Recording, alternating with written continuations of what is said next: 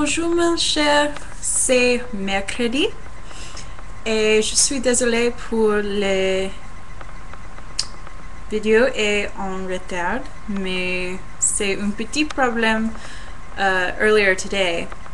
And yeah, that's the extent of my French. And obviously, today I am going to take some time to respond to your video on languages. And you, for most of the video, you were definitely over my head. I am just an English major, and I really struggle with the idea of applying a language and applying syntax to programs and to computers, but that's your area of expertise, so that's okay.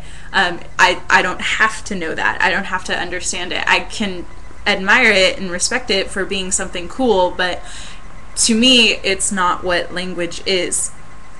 But in your video, you actually mentioned something that I'm going to have to disagree with you on, and that's the idea that language can't hold meaning when it's not written down, because there are a number of languages in both Africa and South America, and possibly even North America, though they're mostly extinct now, that were solely spoken languages.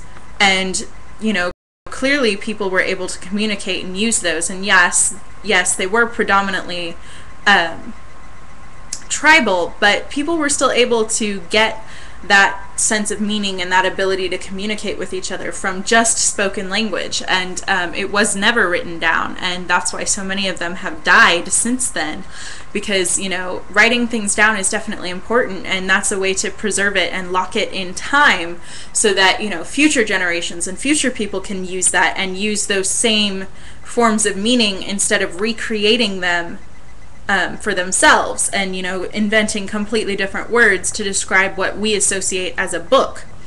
However, whenever you've got like small cultural cliques or even like regional areas that develop dialects and everything, people do still sometimes reinvent words and reinvent things that they would like to express differently. For example, when I'm talking with my best friend and there are things, and I'm going to tell her things that I don't want her to share, I tell her that the conversation isn't happening, not that I don't like want her to share. And we've talked about that, her and I, about how that's a little bit weird because that's not what I mean. But because we know each other so well and we understand that meaning, we are actually able to communicate exactly what we want using completely different words than what other people might associate with that. So yeah, that's my nerdy take on language and how it can be just a spoken language that is important. And yeah, check out my awesome nails. Yeah, Ravenclaw represent midnight premiere tomorrow night. Super excited. Au revoir, and don't forget to be awesome.